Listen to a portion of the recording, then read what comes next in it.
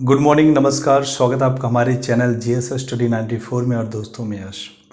तो दोस्तों, आज हम मॉडर्न हिस्ट्री का दो टॉपिक लेकर चलेंगे। पहला है रोलेट एक्ट जो 1919 में, ठीक है, जिसे काला कानून के नाम से भी जानते हैं। उसके बाद जालियांवाला बाग हत्याकांड सन 1919। ये दोनों एक दूसरे से बहुत ज़्यादा जुड़ी हुई हैं, ठीक है। रोलेट एक्ट की वजह से ही एक तरह से कह सकते हैं जालियांवाला बाग हत्याकांड हुआ।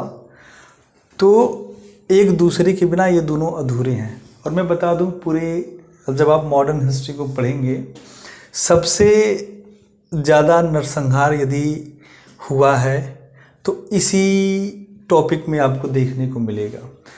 जानते हैं, भारत जैसे देश में तमाम क्रांतियाँ आई, विद्रोह हुए, आंदोलन हुए।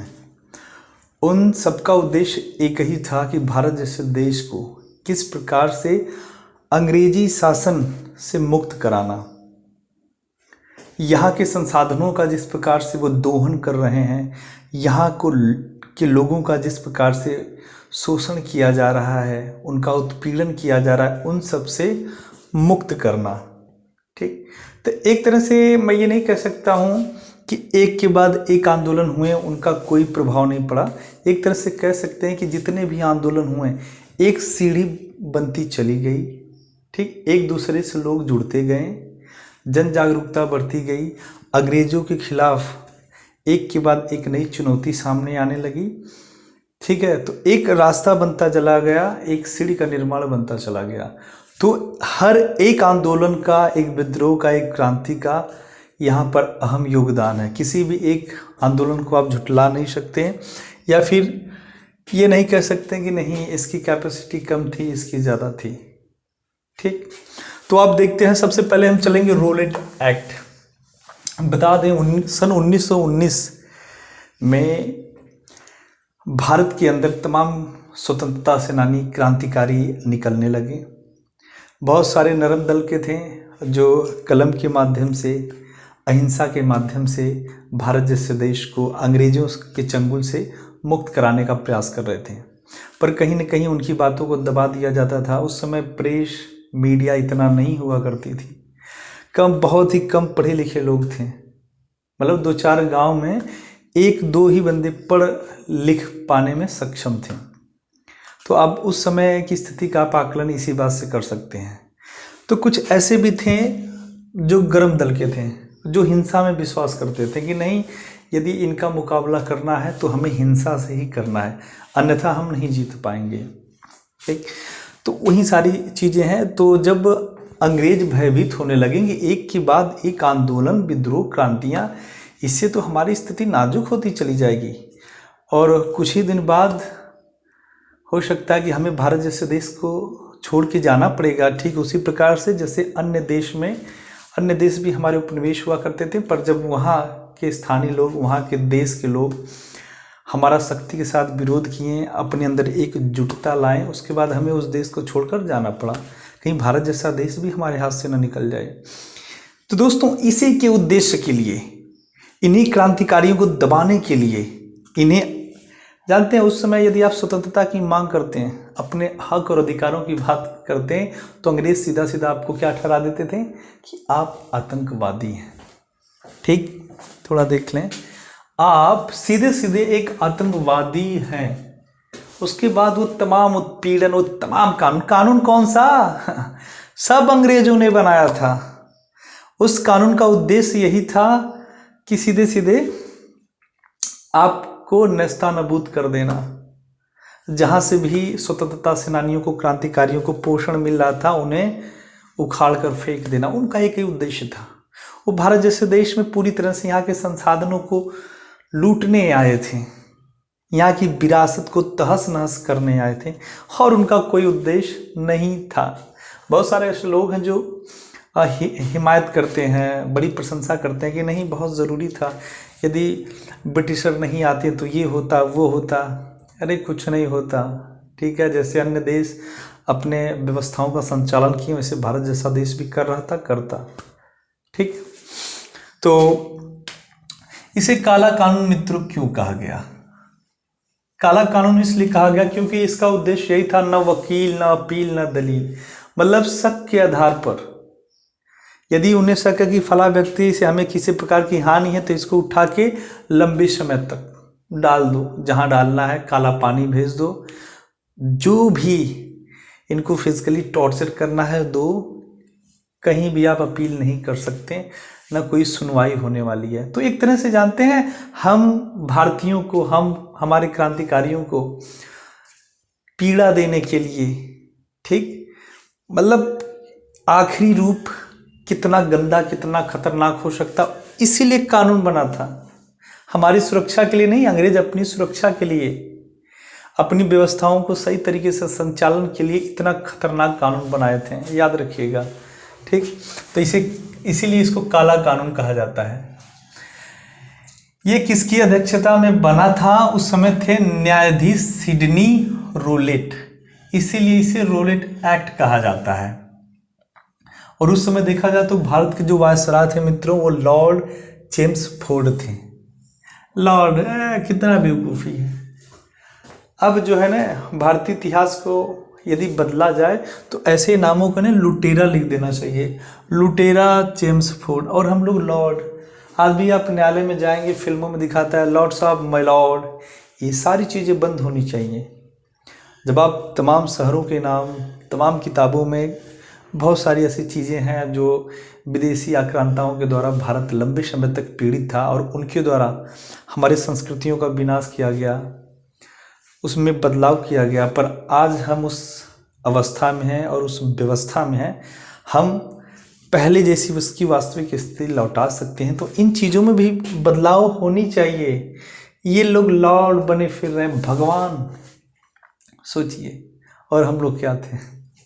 हाँ, गांधी जी ने उस समय रोलेट सत्याग्रह, ठीक, आयोजन किया, मतलब रोलेट सत्याग्रह के नाम से जन आंदोलन खड़ा कर दिया और इतना राष्ट्रव्यापी जन आंदोलन बढ़ता गया क्योंकि लोग समझ चुके थे यदि इस कानून के ऊपर मतलब पूरा राष्ट्र एकत्रित नहीं होगा तो आने वाले समय में प्रत्येक भारतीयों का बुरी तरह से उत्पीड़न होगा और इससे कोई भी अछूता नहीं होगा। इसीलिए मित्रों, इस आंदोलन में चाहे बच्चे रहे हों, बुजुर्ग रहे हों, महिलाएं रही हों, स्त्रियां रही हों, नेता रहे हों, पत्रकार रहे हों, किसान रहे हों, मजदूर रहे हों, क्रांतिकारी रहे हों, स्वतंत्रता सेनानी रहे हों, स्थानीय नेता रहे हों, सारे लोगों ने बढ़ चढ़कर सहयोग दिया। और उसके बाद इतना बड़ा राष्ट्रव्यापी जब ये सत्याग्रह बन गया तो बहुत सारे लोग अपने अपने स्तर पर किस प्रकार से हुकूमत, जो ब्रिटेन की हुकूमत थी, ब्रिटिशर थे, अंग्रेज थे, उनको कहीं ना कहीं जहाँ से इनको पोषण मिल रहा था उन्हें बंद करने का लोग प्रयास करने लगे, अपने तरीके से चीज़ों का विरोध करने लगे। तो उस समय स्वामी श्रद्धानंद जी ने जितने भी लोग थे बड़ा एकदम कैंपेन किए, आंदोलन किए। उन्होंने सभा बुलाई किसानों की, उन्होंने कहा कि कोई भी लगान नहीं देगा जब तक इस कानून को जो है अंग्रेज वापस नहीं लेते हैं, तब तक कोई भी लगान नहीं देगा। यदि आप लगान देंगे तो इनको पोषण मिलेगा। यहाँ तक कि इन्होंने कह दिया था कि भारतीयों अब तुम समझो, अब तुम समझो, वक्त आ गया है। किसी प्रकार की यदि सेवा दे रहे हो तो उन सेवाओं से त्याग पत्र ले लो, उनका बहिष्कार कर दो। जानते हैं भारत जैसा देश यदि लंबे समय तक अंग्रेजों का गुलाम था, अंग्रेजों ने भारतीयों के ऊपर उत्पीड़न किया, काटा, मारा, फांसी दिया, तो सबसे बड़ा सहयोग किसका था? सबसे बड़ा सहयोग हमारा था, भारतीयों का था। चंद पैसे, चंद रोजगार, चंद खाने के लिए हम लोग गुलामी किसकी कर रहे थे? अंग्रेजों की। गिनती भर आए थे पहली बार, एक कंपनी के रूप में भारत जैसे देश में स्थापित होती है। एक कंपनी जो है कि पूरे भारत जैसे देश पे कब्जा कर ली। सोचिए, गिनती के बस आए थे अंग्रेज स्टार्टिंग जब था। उसके बाद यहाँ के लोगों को सेवादार बनाया गया, नौकरियाँ दी गई, नौकरियाँ बस जहाँ बस आप मेरे निर्देशानुसार चलेंगे, अपना दिमाग कुछ भी नहीं लगाएंगे। और किसका उत्पीड़न करवाते थे अंग्रेज? हम भारतीयों का, भारतीयों से। जालियांवाला बाग जब मैं आपको पढ़ाऊंगा तो जालियांवाला बाग में जनरल डायर बस एक निर्देश देता है किसी को मौका नहीं देता, भागने के लिए कहता है मारो, वोट डालो। उसमें कौन गोलियां चला रहा था? 2-4 सिपाही रहे होंगे अंग्रेज के, बाकी सब कौन थे? हम भारतीय थे। सोचिए, चंद्र बोस, सुभाष चंद्र बोस को जब दौड़ाया गया, जब वो भागना पड़ा उन्हें, तो कौन दौड़ा रहा था? कौन उनका पीछा कर रहा था? हम भारतीय कर रहे थे। उनके ऊपर इनाम रखा था, पाव मार दो, इनाम ले लो। भगत सिंह को फांसी किसने दिया? कोई अंग्रेज ने दिया था? नहीं, भारतीयों ने दिया था। पकड़ा किसने? भारतीयों ने पकड़ा। अंग्रेजों के अंदर इतना कहाँ दम था? फिजिकली इतना कहाँ स्ट्रांग थे? यहाँ की सड़कों के बारे में, व्यवस्थाओं के बारे में कहाँ उन्हें पता था? चंद्रशेखर आजाद का जब मुठभेड़ होता है आपका यहाँ इलाहाबाद में, प्रयागराज में, इस समय नाम बदल गया है, तो उस समय कौन मोर्चा संभाल रहा था? हम भारतीय। हमें एक बंदूक दे दिया गया, राइफल दे दिया गया, चंद पैसे दिए गए और हम खुद कंट्रोल कर रहे थे हम भारतीयों को। पता है, क्योंकि वो पढ़ा लिखा समाज था, अभिजात समाज था, उसे पता था इन भारतीयों को कैसे कंट्रोल करना है, कैसे नियंत्रित करना है। जैसे यदि आप लंबे समय से, आपका सोच लीजिए परिवार, किसी गांव में एक घर है, आपको किसी जानवर से असुरक्षा है, किसी भी जंगली जानवर से यदि आप असुरक्षा है, मान लीजिए कुत्तों का झुंड बार बार आपके यहाँ परेशान कर रहा है, तो आप कुछ मत करिए, 2 कुत्ता पाल लीजिए। उसके बाद वो 2 कुत्ते उन 2 रोटी के लिए जो आप पोषण दे रहे हैं, वो अपने समाज के लोगों से लड़ जाएंगे, उसके लिए वो जान दे देंगे। ठीक, चाहे जिस पर जो उसका मालिक हो लाख गलत हो, वो कुत्तों को जब देखता है तब गोली मार देता है, लाठी से मार देता है। तो एक दिन कुत्ते कहेंगे चलो आज इसके ऊपर अटैक करते हैं, पर यदि वो 2 कुत्ता पाला है, उन्हें खिलाया है, तो आप नरसंहार कर देंगे, अपने मालिक को कुछ नहीं होने देंगे। ठीक यही हुआ, उनके समाज से एक उठा के अपने यहाँ रख लो, उसके बाद सुरक्षा तो वो देगा। यही होता रहा, यही हुआ है दोस्तों, यही सारी गलतियां हुई हैं। पता है, जब महात्मा गांधी जी रूलेट सत्याग्रह, उनका पूरा देखिए, जहां भी आप पढ़ेंगे, उनका पहला सिद्धांत था भैया अहिंसा परमो धर्म। मैं हिंसा की बढ़ावा नहीं करता हूं, अहिंसा के माध्यम से हम अपनी बात जो है भारतीय अंग्रेजी हुकूमत के सामने रखेंगे और उस समस्या का समाधान निकालेंगे। और इस पे बहुत ही व्यंग कसती हैं एनी बेसेंट, उस समय ये भी काफ़ी चर्चित रहती हैं। ठीक है, एक क्रांतिकारी की भांति काम करती भारत जैसे देश में, सहयोग इनका भी था। इन्होंने उस समय कहा ये तो राजनीतिक बच्चे हैं, किनको? महात्मा गांधी को। हालांकि बहुत सारे लोग इनका भी क्रिटिसाइज किए थे कि गांधी को आप ऐसे नहीं कह सकती हैं।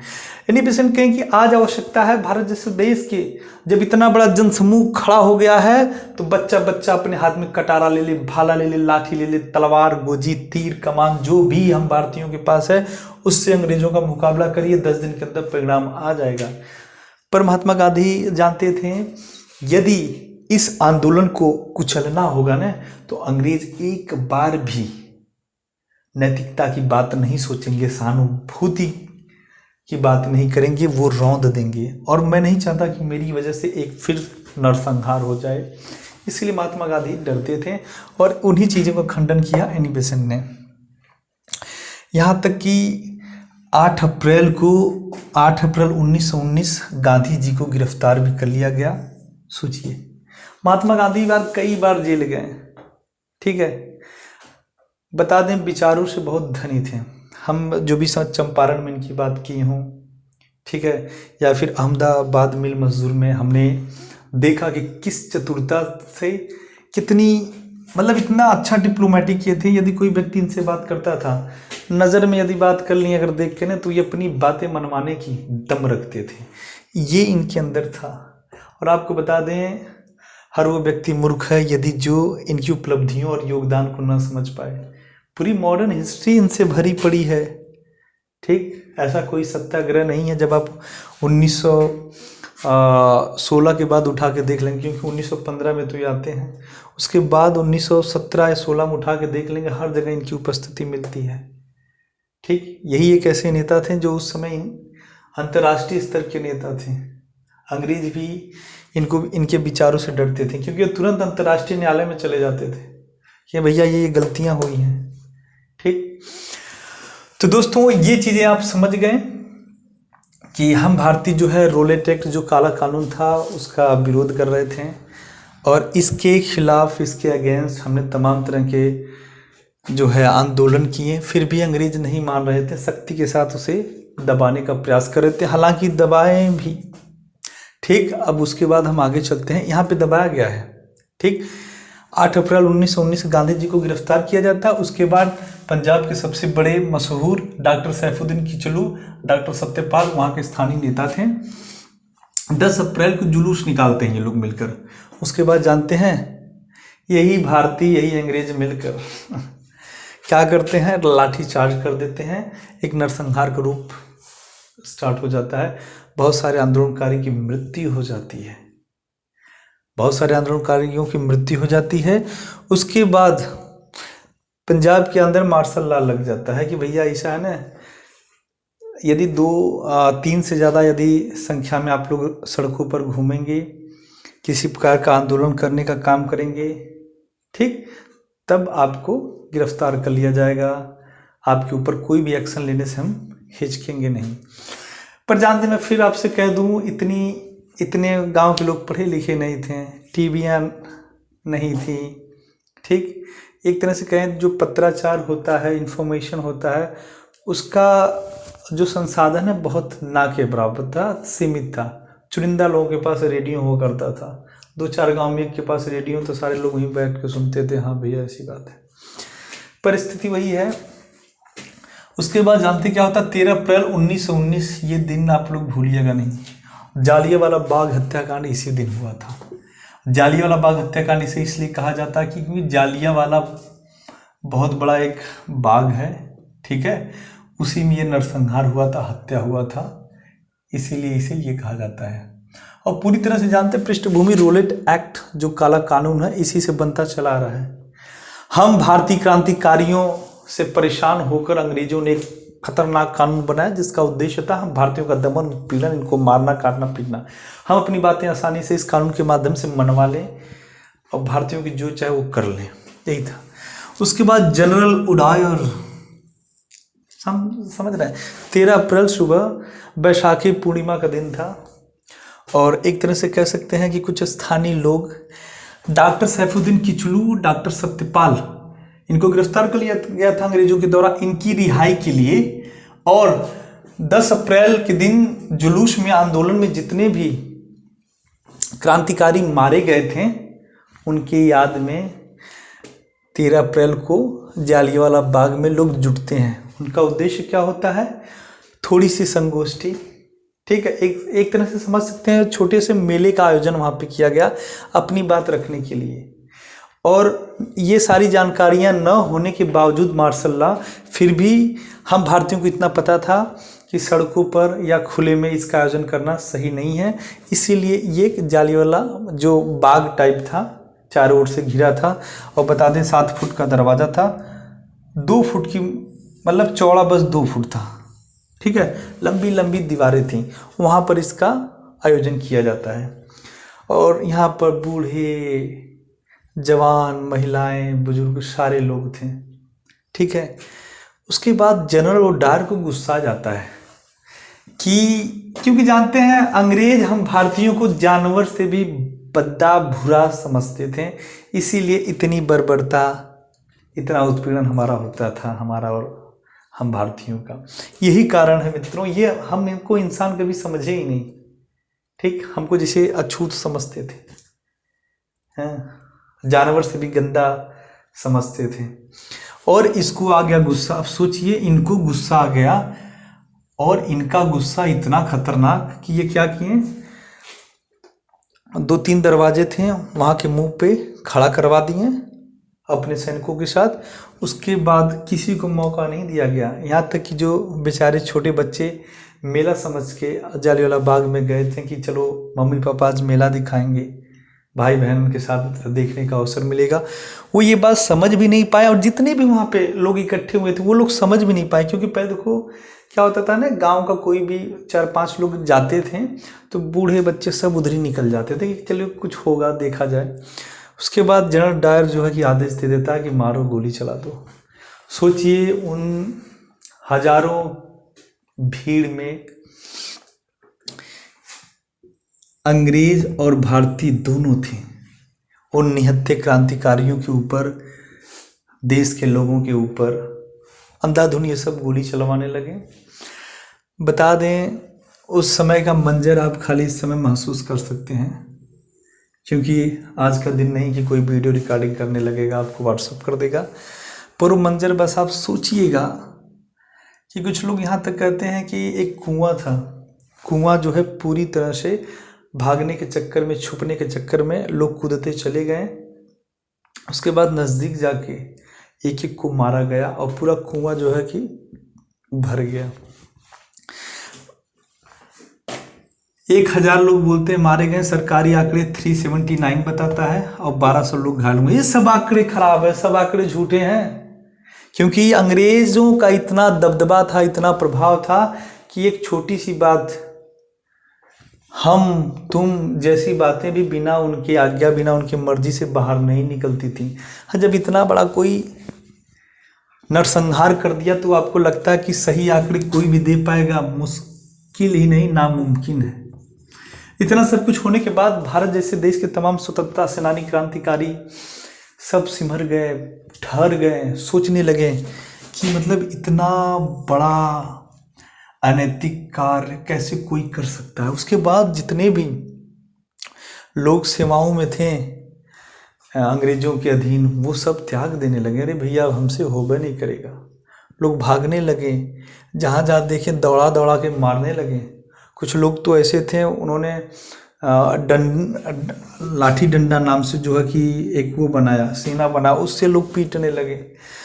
और उस घटना के बाद मित्रों बता दें, स्थिति वो थी कि पूरा भारत जैसा देश उस दिन रो रहा था, मातम चारों तरफ पसरा था। न टीवी न कुछ होने के बावजूद 1 घंटे के अंदर पूरा भारत जैसे देश में ये खबर गूंज गई, सोचिए।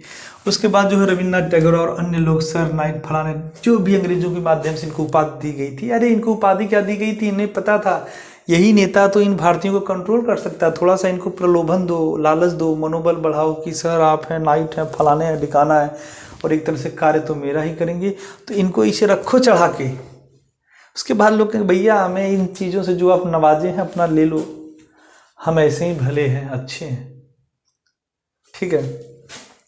उसके बाद ये सारी चीज़ें, घटनाएं होने के बाद आश्वासन दिया जाता है, जब देश के नेता जो कांग्रेस से संबंधित थे, अन्य नेता लोग थे, क्रांतिकारी, उन्होंने विरोध किया तो लॉर्ड हंटर की अध्यक्षता में एक नई कमेटी बनती है, ठीक है। उसमें 5-6 लोग रहते हैं। पर एक तरह से दोस्तों जो हंटर कमेटी थी ना, जो हंटर कमीशन था, वो पूरी तरह से ये जो जनरल डायर है इसको बचाने का प्रयास किया गया, उसमें लीपापोती की गई। हालांकि उनको उसके पद से हटा दिया गया, बाद में इनको ब्रिटेन में, ठीक है, संसद में बुला के इनको नवाजा गया, इन्हें ब्रिटेन का शेर कहा गया, बहुत सारी चीज़ें की गई। अपना एक शेर था उधम सिंह, उधम सिंह अपना शेर, जिसको बातें लग चुकी थी, क्या पता बंदा अपना परिवार का कुछ खोया हो, पर उसने भारतीयों को ही अपना परिवार मान रखा था, इसीलिए उसने अपना नाम राम रहीम ऐसे कुछ करके रखे थे। 1940 में ब्रिटेन के अंदर घुस के उनके घर में मारता है गोली, ख़त्म। बाद में इनको फांसी दे दी जाती है। उसके बाद बताएं, जब इसमें कुछ नहीं निकलता तो कांग्रेस भी एक कमेटी बनाती है, जिसके सदस्य होते हैं मदन मोहन मालवीय जी, ठीक, अध्यक्ष रहते हैं ये, और उनमें सदस्य होते हैं मोतीलाल नेहरू, गांधी जी, आर दास, ऐसे तमाम लोग रहते हैं। पर वही है, निकलता कुछ नहीं है। आप रिपोर्ट यदि सबमिट भी कर देंगे, चलो अगर जनरल डायर गलत था तो ठीक है, चलो अच्छा जनरल डायर गलत था तो इसको हटा दिया गया उसके पद से, बाद में ब्रिटेन में इसकी प्रशंसा हो रही तो आपने क्या कर लिया। तो दोस्तों आज का जो विषय था यही है, रोरेट एक्ट, जालियांवाला बाग। जब कभी भी जानते हैं इस चीज़ को याद करने की आवश्यकता नहीं, इसको आप महसूस करिएगा, समझिएगा। अब याद करने से कुछ नहीं होता है। जब आप यूपीएससी का एग्ज़ाम का मेंस लिखेंगे या फिर एसएससी का प्री क्वालिफाई करेंगे, प्री में जब बैठेंगे तो यही सारी चीज़ें पूछेगा। सन बताइए, काला कानून किसको कहते हैं, ये कब हुआ था, कौन था, यही सब है। तो इसको आप पी जाइए, ठीक है। तो आज के लिए इतना ही। नमस्कार। यदि मेरा वीडियो अच्छा लगा हो तो ज़रूर आप कमेंट बॉक्स में जाके अपने विचारों को शेयर करें और ये सब्सक्राइब लाइक जरूर